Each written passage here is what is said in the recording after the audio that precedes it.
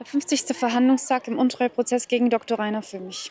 Die Hauptverteidigerin Katja Würmer hielt ihr Abschlussplädoyer. Sie hatte noch Sprechzeit bis 12 Uhr. Auf den letzten Vorwurf der Weitschweifigkeit reagierte sie wie folgt. Sie, Herr Vorsitzender, hätten vielleicht gerne ein richtiges Plädoyer erlebt, ich hingegen gerne einen richtigen Strafprozess. In ihrem Plädoyer zeigte sie den historischen Verlauf des Verfahrens auf und wies dabei auf diverse Verfahrensfehler hin und sonstige seltsame Informationszuflüsse.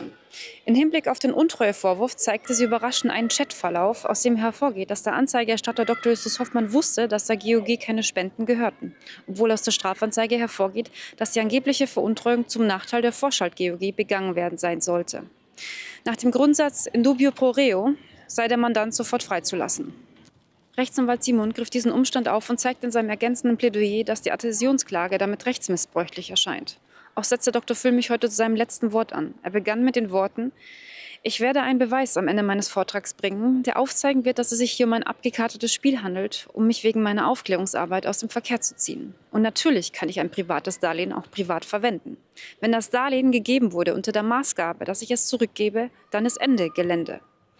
Er zeigte minutiös die Entwicklung auf, die zu seiner vorgeblichen Ausweisung aus Mexiko geführt hatte. Im Verlauf seiner Ausführungen wurde er 5-mal vom Vorsitzenden aus unterschiedlichen Anlässen ermahnt, was zu ebenso vielen Befangenheitsanträgen gegen das Gericht führte. Wir werden sehen, ob sich diese Zahl noch erhöhen wird. Ja, welche Erwartungen haben Sie an den heutigen Verhandlungstag? Ich erwarte vom Rechtsstaat nichts mehr. Okay. Der wird so ad absurdum geführt. Das ist nur noch peinlich. 1,5 Jahre setzt man einen Mann fest, in Fesseln wie ein Schwerverbrecher. Es ist unglaublich. Aber der Rechtsstaat demontiert sich ja gerade so. Ich hoffe, dass das irgendwann ans Licht kommt, spätestens in den Geschichtsbüchern. Da werden die Leute mit den Jakobinern und sonst was alle hier auf eine Stufe gestellt werden. Sehen Sie einen Untreue-Tatbestand? Nein, überhaupt nicht. Okay, was überzeugt Sie? Was mich überzeugt, also ich kenne den Rainer Füllmich nicht persönlich, sondern er hatte für mich früher mal hier rausgeboxt bei dem Miethai Brise. Und da ist er mir als ein grundehrlicher Mensch gekommen, der wirklich nach Gerechtigkeit sucht. Und es ist absolut unvorstellbar, dass er sich für eine für ihn so läppische Summe da zu so einer Straftat hinreißen lassen sollte. Absolut unverständlich. Aber das ist der Neid der anderen, weil der Füllmich so begabt ist. Mehr kann ich dazu nicht sagen. Ja, vielen Dank. Herr Schmidt, guten Morgen. Die Urteilsfindung rückt in greifbare Nähe. Was ist so Ihre realistische Einschätzung? Was wird das sein? Ob das jetzt schon in greifbarer Nähe ist, das sehe ich alles noch offen. Also ich sehe das alles offen. Wir gucken jetzt, was noch kommt an Plädoyers, welche Rechtsanwältinnen oder Anwälte heute kommen. Also die Verteidigung da ist, wird sehr spannend. Was mich hierher verschlagen hat. Ja, ich bin gespannt, ob heute was stattfindet. Und ich freue mich auf meinen Freund.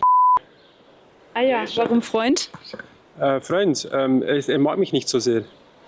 Ich habe ihn gestern mal angesprochen. Wer ist der Herr nochmal? Er ist einer vom Hater-Chat. Ah, okay. Ja, Das war der Herr, der verpixelt wurde von mir. das kann sein. Ist gut möglich, dass der da runter zur Katja gelaufen ist. Gestern hat er mich wieder beleidigt und mit Zeugen. Das war vielleicht nicht ganz so geschickt. Okay. Okay, was erwarten Sie sonst vom heutigen Verhandlungstag? Am liebsten einen direkten Freispruch. Ich habe gestern das Video noch gesehen von diesem Juristen und der Anwalt hat das recht gut erklärt. Wenn es einen Schaden gibt und das Geld für den Schaden zu decken ist eigentlich da, das hat es in der deutschen Geschichte noch nie gegeben, einen solchen Prozess. Danke. Guten Morgen, das Verteidigerteam. Werden heute die Abschlussplädoyers gehalten? Wir werden sehen, wie weit wir kommen, kann ich dann vorher nur sagen. Simon? Ja, wir schauen einfach mal, was das Gericht heute für uns vorbereitet hat. Wir haben auch ein bisschen was im Köcher. Das werden wir schon ausspielen. Warum war die Verteidigung gestern nicht anwesend? Na, ich war ja gestern nicht anwesend, weil ich einfach nur für einen bestimmten Aspekt da bin, den ich heute vielleicht nochmal aufleben lasse. Danke. Herr Bittel, vielleicht ein kurzes Feedback. Ja, das war jetzt ziemlich intensiv. Das Plädoyer von Katja, ich finde, sie hat super gemacht und ich muss das noch ein bisschen verkraften und da waren sehr viele Infos dabei und wenn man das hört, ist einfach Rainer ganz klar unschuldig und muss freigesprochen werden. Ja, ich sag's mal, wie ich schon mal sagte, ganz eindeutig ist mein Empfinden, dass der Stempel gesetzt ist. egal was vorgebracht wird, egal was an Wahrheit wieder also herausgebracht wird, auch das Verweigern von Beweismitteln sagt eindeutig, der Stempel ist Gesetz, das Urteil ist schon irgendwo gefällt. Und es ist unglaublich, dass alles, was jetzt so wunderbar von den Anwälten vorgebracht wird und was nochmal auch wiederholt verdeutlicht wird, dass das überhaupt keine Rolle spielt. Also ich finde es einfach erschreckend. Ja, Katja Wörmer hat hier ein richtig starkes Abschlussplädoyer gehalten. Also auch sehr, ich habe es gespürt, sehr emotional, gerade zum Schluss hat die das so stark dargelegt, dass die hier einfach freizusprechen. Es gibt keinen Vorsatz in dubio pro reo oder wie das heißt. Und ja, jetzt muss das mal alles sagen lassen. Frau Henning, kurzes Feedback. Sie wurden von einer Biene gestochen, sehe ich. Es tut mir leid. Es war eine Wespe und ich denke mal, sie hätte nicht stechen dürfen. Das werde ich vielleicht noch klagen müssen, weil mir wurde gesagt, zu dieser Zeit stechen die einfach nicht. Nun, das diskutieren wir aus. Zum Verfahren hier, sehr schönes Plädoyer, richtig gut. Hat mir gefallen und ja. Herr Simond, Herr Rechtsanwalt Simond. Ja, was sagen Sie zum Plädoyer Ihrer Kollegin? Großartig, großartig. Sie hat alles nochmal richtig auf den Punkt gebracht. Vor allen Dingen hat sie auch den Vorsatz nochmal angesprochen, der hier überhaupt nicht da ist. Also ich kann nur sagen, es war wirklich sehr, sehr gut. Hat mir sehr, sehr gut gefallen. Und es hat alles auf den Punkt gebracht. Und das finde ich nochmal wichtig, dass am Schluss sozusagen jemand nochmal alles zusammenbringt, was hier an Fakten auf dem Tisch liegt, die gegen eine Veruntreuung sprechen. Ja, gab es Aspekte, die für Sie jetzt neu waren? Naja, der neue Aspekt, haben wir heute Morgen schon kurz angekündigt. Das ist dieser Chatverlauf zwischen Dr. Justus Hoffmann und Dr. Rainer Füllmich, in dem Dr. Justus Hoffmann selber sagt, dass man das Geld irgendwie aus der GBR in die UG bringen müsse. Das heißt, er wusste schon, dass es kein Vermögen der UG gibt, als er seine Strafanzeige erstattet hat. Und das ist der Hammer. Wir werden sehen, was wir daraus machen. Vielen Dank erstmal. Danke. Ja, also für mich wäre der Rainer Füllmich freizusprechen. Also es ist wieder klar geworden, es hat 2 Darlehensverträge gegeben. Es ist praktisch, das Vermögen ist noch da, oder beziehungsweise die Spenden. Diese Vor-GOG existiert nicht, hat die Katja Wörmer klar im Plädoyer herausgearbeitet. Ganz wichtig ist auch die Adhäsionskläger. Die haben keinen Anspruch auf diese Spenden.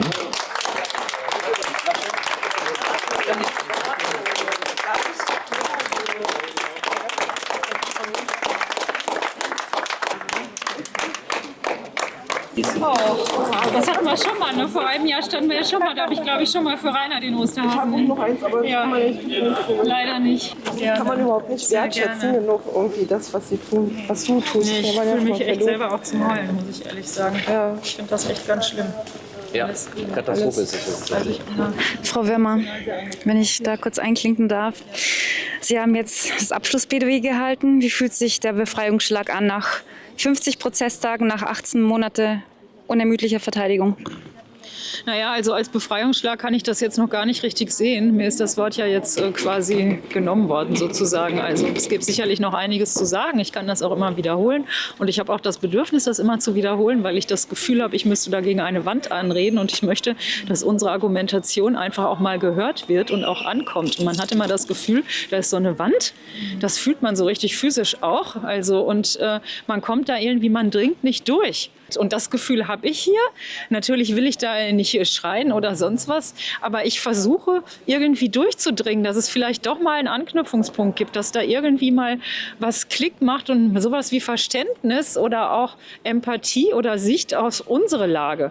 Du hast es ja mal gesagt, die befinden sich immer nur auf dem Niveau der Hafenanwälte. Sie müssen mal auf das Niveau hier der Spender und des Angeklagten und der Aufklärungsbewegung kommen. Und ich glaube, dieses Framing im Kopf, das macht auch diese Schranke, dass die immer denken, also sie vergleichen es mit einer wirtschaftlich tätigen GmbH, das hinkt total, das passt überhaupt nicht. Die Arbeit wurde hier maßgeblich vom Angeklagten, auch von Viviane Fischer, aber vom Angeklagten in ganz maßgeblicher Weise erbracht. Und das war begründend für die Spenden. Ohne die Aufklärungsarbeit des Angeklagten hätte es keine Spenden gegeben. Er hätte es vielleicht 100.000 € gegeben und dann wäre das Ganze nach einem halben Jahr eingeschlafen. Aber keine 3,6 Millionen. Und auch er hat sich nur diese Gedanken gemacht, dass man das Geld in Sicherheit bringen müsste. Das war sehr gewagt, das war sehr mutig und das war sehr unkonventionell. Aber er hatte definitiv von Anfang an die Absicht, das Geld in Sicherheit zu bringen und das Geld wieder zurückzuzahlen oder für die Aufklärungsarbeit zuzuführen. Er hat doch nicht im Ernst diesen Corona-Ausschuss gegründet und hat sich gedacht, oh, jetzt nehmen wir ganz viele Spenden ein. Ich tue mal so, als würde ich hier aufklären. In Wirklichkeit finde ich die Corona-Maßnahmen auch total töfte und bin 5-mal geimpft. Aber ich erzähle den Leuten hier mal einen vom Pferd. Und wenn wir dann die 3 Millionen haben, dann schwuppdiwupp setze ich mich ab nach Mexiko. Also wer das wirklich glaubt, weiß ich nicht. Der glaubt doch noch an den Weihnachtsmann. Ja.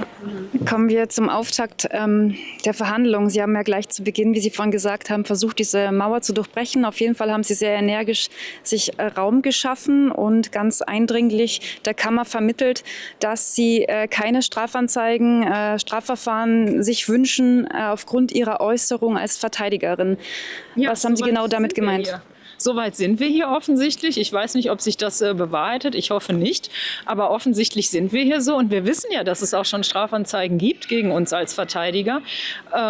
Dass der Staatsanwalt, der hier in dem Verfahren gegen Rainer Füllmich tätig ist, auch uns strafrechtlich verfolgt. Mich unter anderem wegen diesen Äußerungen von Rainer Füllmich, den öffentlichen Äußerungen, die er abgegeben hat, immer noch aus dem Gefängnis, die mit dem Gericht abgestimmt waren und die auch die JVA und die Staatsanwaltschaft kannten. Der Vorsitzende hat denen das zur Kenntnis gegeben, ist alles in der Akte nachzulesen.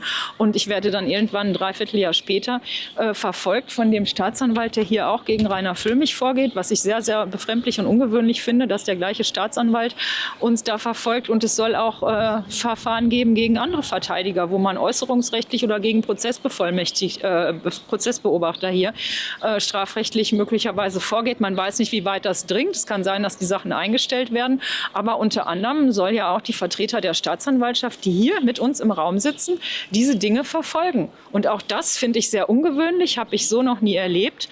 Und zusätzlich ist in diesem Hater-Chat da jetzt zumindest kolportiert worden, dass man ein Anzeigenmassaker gegen uns machen wolle und man will Strafanzeigen oder hat schon Strafanzeigen gegen mich gestellt, weil ich im Rahmen meines Plädoyers eine Stellungnahme des Kollegen Miseré vorgelesen habe oder einen Antrag und dazu eine Anlage, ein Protokoll einer Zeugin, die was beobachtet hat im Internet, wo keiner hier namentlich genannt wird, zumindest nicht die Adhäsionsklägerin, wo es dann auf einmal in diesem Hater-Chat heißt, was mir zugetragen wurde, ich gucke da selber nicht rein, aber mir wurde dann zugetragen, man will jetzt gegen mich Strafanzeigen deswegen stellen. Also wegen Dingen im Endeffekt, die ich im Rahmen meines Plädoyers hier im geschützten Bereich als Verteidigerin in einem Gerichtssaal äußere. Und da kann ich ziemlich viel äußern, solange ich die Prozessbeteiligten da nicht irgendwie beleidige und in Fäkalsprache über die rede. Das würde natürlich den Rahmen eines gemäßigten Verfahrens vor Gericht übersteigen. Aber ansonsten kann ich da erstmal vom Sachverhalt alles Mögliche unterstellen und auch zur Verteidigung meines Mandanten äußern. Also insofern ist ja auch, wie ich gezeigt habe, dieser rechtliche Hinweis oder diese prozessleitende Verfügung für ein Strafverfahren oder überhaupt für ein gerichtliches Verfahren total unüblich, weil ich kann doch nicht der Verteidigung unterstellen, dass wir dem Gericht hier oder der Kammer eine qualifizierte Freiheitsberaubung vorwerfen, nur weil wir der Auffassung sind, unser Mandant ist unschuldig und müsste sofort freigelassen werden bei den Haftprüfungsanträgen. Also das ist so vorgesehen vom Gesetz, dass ich einen Haftprüfungsantrag stellen kann und dass ich natürlich, also nicht in allen Fällen, natürlich kann ich als Strafverteidiger auch Mandanten haben, die der Tat durchaus schuldig sind, aber wo ich irgendwie versuche, für die ein mildes Urteil rauszuschlagen, ja, wo ich aber weiß, der hat den ermordet, aber vielleicht kriege ich da die niedrigen Beweggründe weg oder 3 Jahre Strafe, wie auch immer. Aber in diesem Fall, wenn ich als Verteidigung davon ausgehe und das auch argumentativ vortragen kann, und dass ich davon ausgehe, dass der Mandant unschuldig ist, dann kann ich immer einen Haftprüfungsantrag stellen und sagen, das ist widerrechtlich, wenn Sie den weiter in Haft lassen. Und wenn ich das so vertrete oder auch vertrete, dass diese ganze Aktion mit der Entführung, ja, Entführung in Anführungsstrichen meines Erachtens, aber wir sehen es als Entführung an. Wir haben es auch so begründet. Wir haben dazu eine Unterlage der Stasi sogar gefunden, wo die solche Verbringungen von Menschen unter Vorspiegelung falscher Tatsachen als Entführung bezeichnet haben in ihrem Stasi-Begriffshandbuch. Lustigerweise Hinweise, obwohl sie es selbst auch gemacht haben. Das kann man jetzt alles im Internet lesen, weil ja dieses Regime mittlerweile in der Kritik steht. Aber wenn sowas Ähnliches dann hier möglicherweise, was man in der Hinsicht vergleichen kann, weil ihm da ja vorgespiegelt wurde, dass die Unterschrift unter dem Pass fehlt, wenn man ihn mit Tricks da irgendwo hinlockt und dann halt ausfliegt aus Mexiko, ohne das förmliche Auslieferungsverfahren zu durchlaufen, können wir das auch so bezeichnen und so beim Namen nennen. Und das wurde vom Gericht einfach bisher nicht gesehen. Hätte ich vielleicht gerade noch mal betonen sollen, dass sich das strafmildernd, was sich hier alles strafmildernd auswirken sollte. Aber ich habe das extra nicht gemacht, weil wir ja Freispruch fordern. Und wenn ich jetzt damit komme, was sich strafzumessungsrelevant oder strafmildernd auswirkt, dann würde ich ja wieder davon ausgehen, dass er doch eine Strafe verdient hat. Also genau deswegen habe ich das hier halt zielgerichtet unterlassen, das nochmal in dem Rahmen zu erwähnen.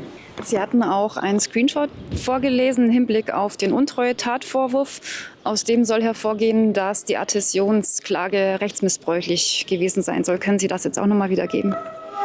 Woher der überhaupt kommt so plötzlich? Also das war ja auch jetzt eine Neuigkeit, der Inhalt. Ja, genau. Dieser Screenshot ergibt sich aus den Endgeräten des Angeklagten, die ich zur sicheren Verwahrung habe, seitdem die von der Staatsanwaltschaft nach Auswertung freigegeben wurden. Das meiste ist da gelöscht, zumindest die Dinge, die hier für uns irgendwie von Relevanz wären innerhalb des Strafverfahrens. Wir haben aber jetzt doch noch, wie gesagt, da einen Post gefunden auf einem Social-Media-Kanal, ich weiß jetzt nicht mehr, wo es war, hier auch von den Anzeigenerstattern, wo halt ausweislich diesem Post ging offensichtlich hier der Anzeigenerstatter Justus Hoffmann auch davon aus, dass es sich hier um eine GbR gehandelt hat, bis man die UG wirklich gegründet und eingetragen hat. Und die Anzeigenerstattung ist ja vor dem Hintergrund erfolgt, dass man sagt, der Vor-GOG und Ihnen als Gesellschaftern einer UG ist ein Schaden entstanden. Und die Vor-GOG war ja hier auch Adhäsionsklägerin. Wenn man jetzt also sagt, selbst die Anzeigenerstatter sind davon ausgegangen, dass das nur eine GbR war, dann kann die Vor-GOG ja hier keine Adhäsionsklägerin gewesen sein. Ich meine, das hat sich jetzt mittlerweile erledigt, das Adhäsionsverfahren, weil der Angeklagte, wie gesagt, in Insolvenz ist. Aber das ist rein formell dieser Grund. Die klagen ja weiter. Sie haben jetzt ihre Ansprüche zur Eintragung in die Insolvenztabelle angemeldet, weil sie sagen, das wäre ein Anspruch aus unerlaubter Handlung. Der verjährt dann auch nicht und der ist auch nicht von der Ranghaftigkeit oder überhaupt von der Privatinsolvenz dann betroffen. Also sie versuchen den ja weiterhin durchzusetzen. Wurde das Smartphone des Angeklagten eigentlich als Beweismittel zugelassen? Die Staatsanwaltschaft selber hat ja ausgewertet diese Chatprotokolle und diese beiden E-Mails, auf die sich hier das Gericht und die Staatsanwaltschaft im Wesentlichen beziehen, um den Strafvorwurf zu begründen, sind von den Endgeräten des Angeklagten nachträglich runtergenommen worden, also bei einer Auswertung. Da bedarf es keiner weiteren Zulassung. Die werden, wenn Endgeräte da sind in solchen Fällen, das ist Ihnen erst später aufgefallen, nachdem der Angeklagte schon einen Monat in Haft war, weil er eigentlich bei der JVA dann beantragt hatte, dass die Endgeräte an seine beiden Verteidigerinnen rausgegeben werden sollte. Und in dem Rahmen dieses Antrags ist der Staatsanwaltschaft dann aufgefallen, upsi, da gibt es wohl noch Endgeräte, dann werten wir die doch mal aus. Und da haben sie dann diese Chats gefunden, auf die sie sich dann auch ab dem Zeitpunkt irgendwann ab Anfang des Jahres, ich glaube, dieser Vermerk der Staatsanwaltschaft ist vom 9.10.24, auf die sie sich dann inhaltlich beziehen und sagen, das ist jetzt eine verdeckte Treuhand, das ist kein Darlehensvertrag mehr, weil wir haben da ja die und die E-Mails, die ich da vorhin auch immer mehr oder weniger zitiert habe. Okay, dann gönne ich Ihnen erstmal eine Mittagspause und dann setzen wir das Interview noch mal fort. Vielen Dank. Herr Rechtsanwalt Simond, die Pause ist jetzt vorbei. Was steht jetzt noch an? Wird der Mandant das letzte Wort jetzt halten? Ja, mein Mandant wird sicherlich das letzte Wort sprechen heute, allerdings nicht nur heute, sondern er wird ein bisschen länger dazu brauchen. Aber wir haben noch eine ganz höchstpersönliche Botschaft von Herrn Dr. Justus Hoffmann ans Gericht. Die werde ich heute sozusagen als Sahnehäubchen auf den Kuchen oben drauf packen. Und dann bin ich mal gespannt, ob ich die Möglichkeit erhalte, noch mal zu plädieren. Also ist das gesellschaftsrechtlich relevant, was Sie da jetzt vortragen möchten? Glauben Sie, dass die Kammer sich darauf einlassen wird? Es ist verfahrensrechtlich relevant und zwar in höchstem Maße.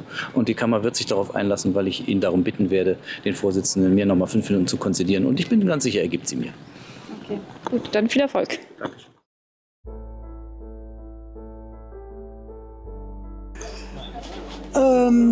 Ja, das war ein sehr, ja, wie soll ich das sagen, ein sehr intensiver Tag heute. Ich bin schwer beeindruckt von der Kraft, mit der Rainer Füllmich hier noch auftritt.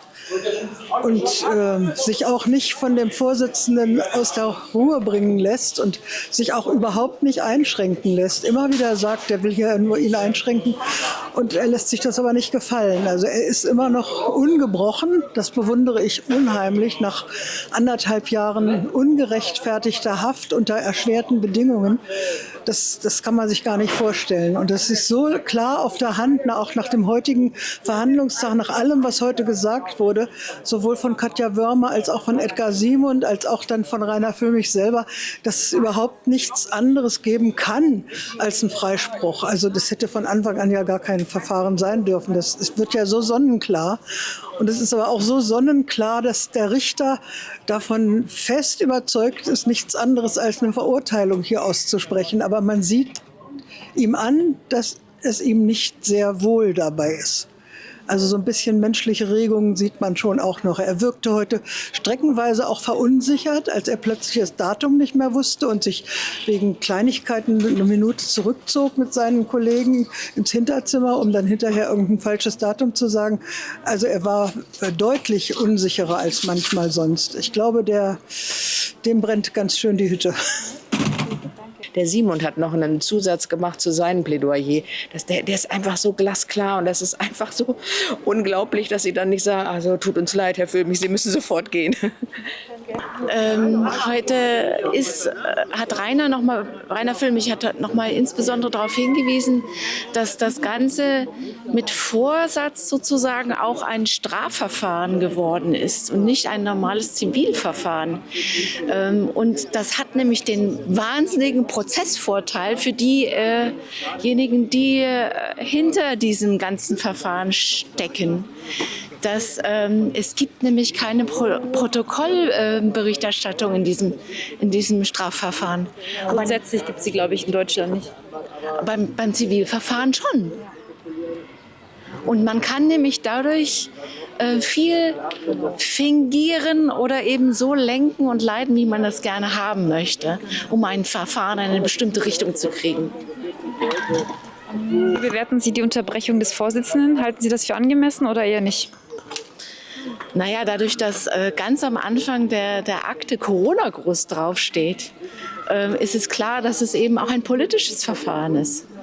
Und immer dann, wenn das Verfahren eben auch mit Tatsachen, mit anderen Dingen eben im Zusammenhang mit Corona Berührung findet, dann muss natürlich Rainer Füllmich darauf eingehen. Und da, an der Stelle, unterbindet der Richter sein Plädoyer und bringt ihn aus dem Konzept.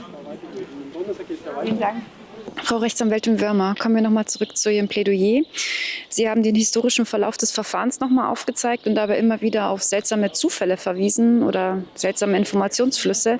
Was genau meinten Sie damit? Was war das so seltsam daran? Ja, also ich und die Kollegen, wir sind uns da ziemlich einig, dass hier in diesem Strafverfahren einiges sehr ungewöhnlich war und ist, der Ablauf. Ich habe ja auch am Anfang meines Plädoyers gesagt, man hätte von mir gerne ein richtiges Plädoyer, ich hätte gerne ein richtiges Strafverfahren gehabt. Es fing an, im Endeffekt, der Mandant hat ja nie rechtliches Gehör bekommen und zwar nicht erst kurz vor Erlass des Haftbefehls, sondern auch direkt nach Eingang der Strafanzeige nicht. Es gab keine Ermittlungen, es gab keine Zeugenvernehmungen, es gab dann nach wiederholtem, vehementem Drängen von dem Zeugen Weißenborn, wurde er dann mal einvernommen, kurz vor der Verhaftung, aber erst von Rainer Füllmich und die ehemalige Buchhalterin kurz nach der Verhaftung. Also man hatte aber 1,5 Jahre davor Zeit, wo man ihnen auch hätte mal rechtliches Gehör gewähren können. Und das hat dann auch nichts mit dem Haftbefehl zu tun, weil ich kriege ja nicht eine Strafanzeige oder nehme Ermittlungen auf und bin mir sofort sicher, oh, den muss ich jetzt verhaften. Er war ja im September 22, als die Strafanzeige erlassen wurde, noch in Deutschland. Insofern ist das kein Grund und keine Entschuldigung. Das Gericht hat das so dargestellt. Dann im ersten Haftprüfungstermin sagte der Richter vor dem Amtsgericht, bei der Gewährung rechtlichen Gehörs sagte er zu dem Mandanten, das interessiert mich nicht, was Sie zu sagen haben. Sie halten Richter ja ohnehin für Marionetten.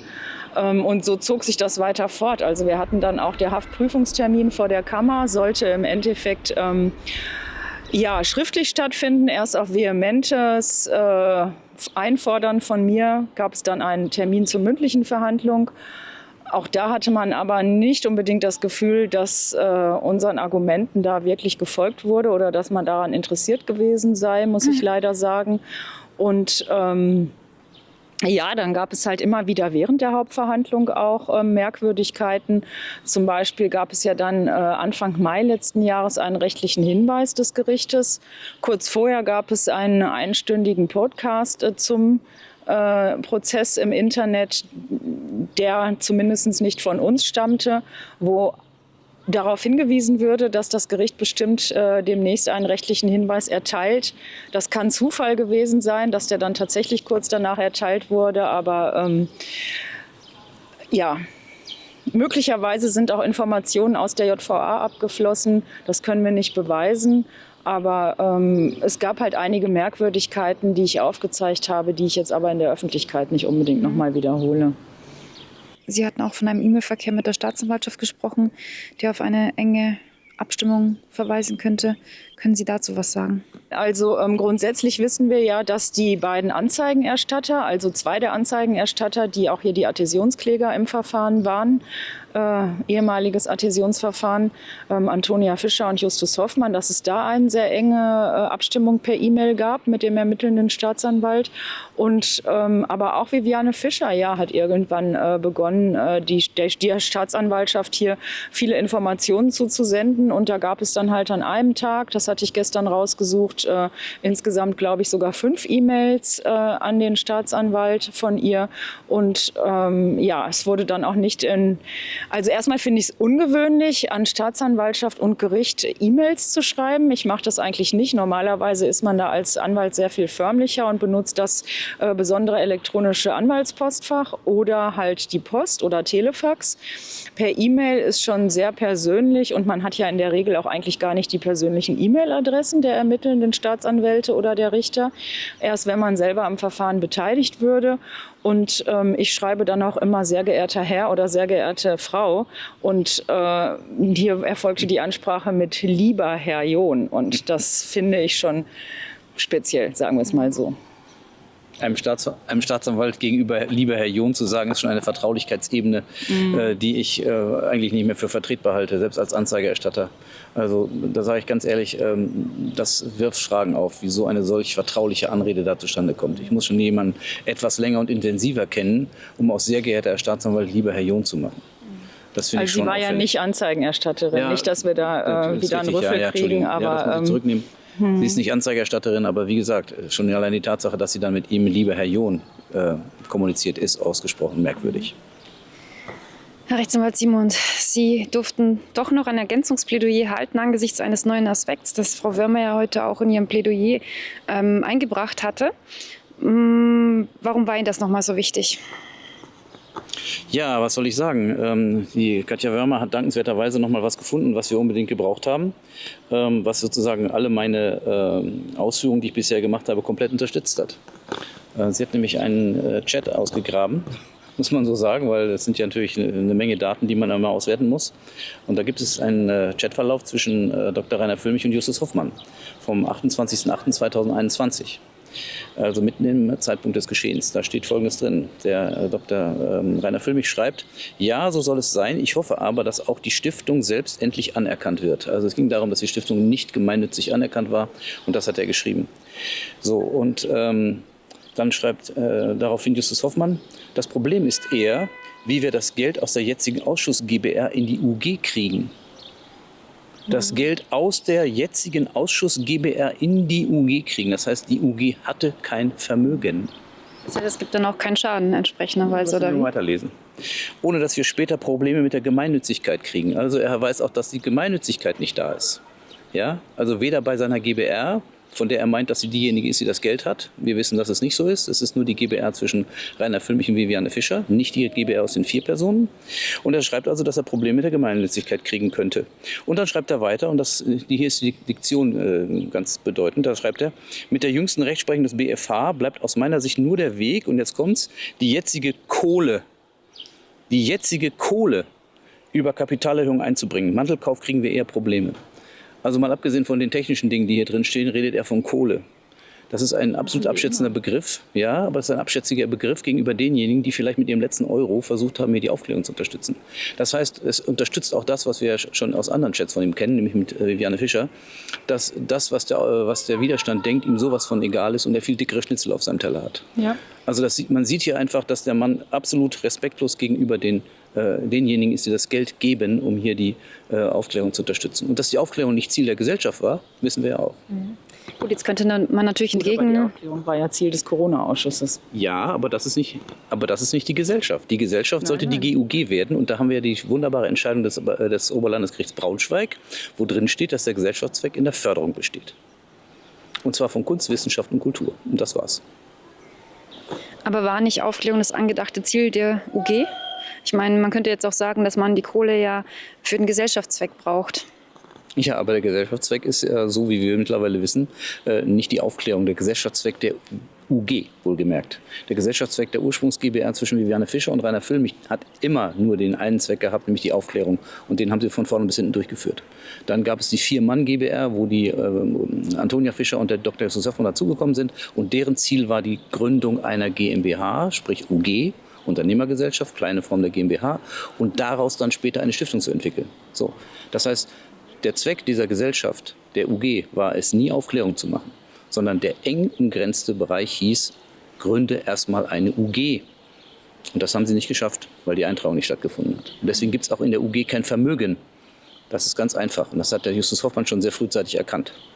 Ja. Und ein wichtiger Punkt ist ja auch noch, was ich auch noch mal unterstrichen habe, nachdem du das ja auch schon erwähnt hattest, dass die Zuschauer überhaupt nichts wussten von den gesellschaftsrechtlichen Implikationen im Hintergrund. Denn eingeblendet wurde immer nur ein Spendenkonto, das war immer ein Rechtsanwaltsanderkonto, weil die UG mangels Eintragung ja nie ein eigenes Konto hatte, diese Vor-GOG. Die haben also immer nur ein Spendenkonto gesehen, die haben immer nur Corona-Ausschuss gelesen, die Satzung war nicht auf der Seite veröffentlicht und es war auch nichts darüber veröffentlicht, dass es hier irgendwie eine Vor-GOG gibt oder überhaupt eine Gesellschaft.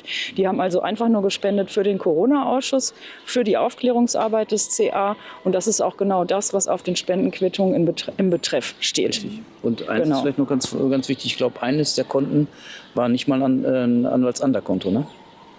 War das nicht so? Das kann sein. Also ja, aber von Rainer Füllmich und Tobias Weißenborn, das waren Anwaltskonten definitiv und an der Konten auch. Ja. Es kann sein, dass es hinterher vielleicht mal aufgrund der ständigen Kontokündigung, auch bei Rainer Füllmich, dass es da vielleicht dann einfach mal einfach nur ein Geschäftskonto gab. Das müsste man ja. Das ist dann der Not der Stunde geschuldet. Ja. Ja. Denn wenn man kein Konto mehr hat, muss man sich irgendwie anders behelfen. Richtig, genau. Das waren ja 5 Konten, die es dann nacheinander gab. Mhm.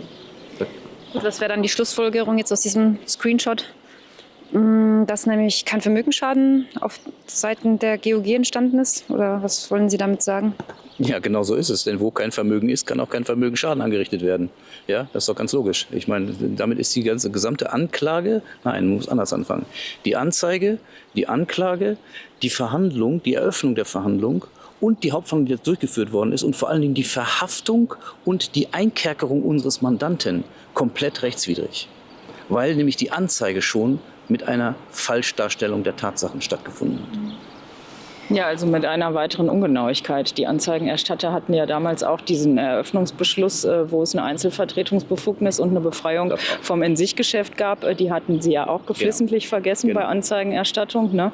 Und dann müssen wir sagen, dass diese Einstellungsverfügung der Oberstaatsanwältin, wo das Gericht ja hier geschrieben hat in seiner prozessleitenden Verfügung, das wäre irreführend von der Verteidigung, uns immer darauf zu beziehen. Das ist aber nicht irreführend, weil Oberstaatsanwältin Reinecke, den Namen haben wir, glaube ich, schon öfter erwähnt, das richtig erkannt hat, dass die gesellschaftsrechtlichen Implikationen den Zuschauern und auch den Spendern überhaupt nicht klar waren. Die Spender haben gespendet und wenn, hätte es hier nur einen Betrug zulasten der Spender geben können, weil die direkt für die Aufklärungsarbeit und für den CA, für die 2 Anwälte, die da saßen und aufgeklärt haben, gespendet haben. Ob das eine Gesellschaft war, Und vor allen Dingen, wer Teil der Gesellschaft war, das habe ich ja gestern auch noch mal gesagt. Das war völlig unklar. Es hätte auch sein können, dass Wolfgang Wodak ein Gesellschafter ist oder Martin Schwab. Die sind ja auch beide öfter aufgetreten, immer wieder regelmäßig. Oder noch 20 Leute im Hintergrund, irgendwelche Komplimentäre. Oder Herr Ziebes. Ja, genau. Das war also völlig unklar. Und deswegen kann es nicht sein, dass Leute für was spenden, was sie überhaupt nicht kennen. Richtig. Sie sehen nur das, was sie sehen. Und das sind die beiden Gesellschafter, Viviane Fischer und Rainer Füllmich. Und Martin Schwab gehört sicherlich nicht dazu, zu dem Kreis der Gesellschafter. Nee, aber das war ja unklar. Ja. Da hätten Sie man kann ja hinterher immer sagen, dahinter ist vielleicht eine Gesellschaft über 20 Mann, die keiner kennt und die irgendwelche Ziele und Absichten haben. Also zumindest hätte man die Satzung mal ins Internet stellen müssen oder das irgendwie einblenden müssen, wenn die Spender irgendeine Vorstellung haben sollten. Was kann die Öffentlichkeit jetzt noch von den nächsten Prozesstagen erwarten? Es sind ja immerhin noch 6, glaube ich. Ja, also diese Gerichtstage werden ja immer präventiv geladen durch den Vorsitzenden und Rainer Füllmich ist jetzt bei seinem Schlusswort. Da wird er auch noch einiges ausführen wollen. Wir haben nächste Woche 3 Tage und danach die Woche 2 Tage terminiert. Irgendwann werden wir natürlich auch zum Ende kommen, denke ich. Möglicherweise stellen wir noch Beweisanträge, das weiß ich noch nicht genau. Aber irgendwann wird es natürlich dann auch mal ein Urteil geben. Ganz konkret können wir das natürlich jetzt nicht absehen, wie lange es noch dauert. Gut, vielen Dank für das Interview. Dann bis zum nächsten Mal. Gerne. Bitte, sehr gerne.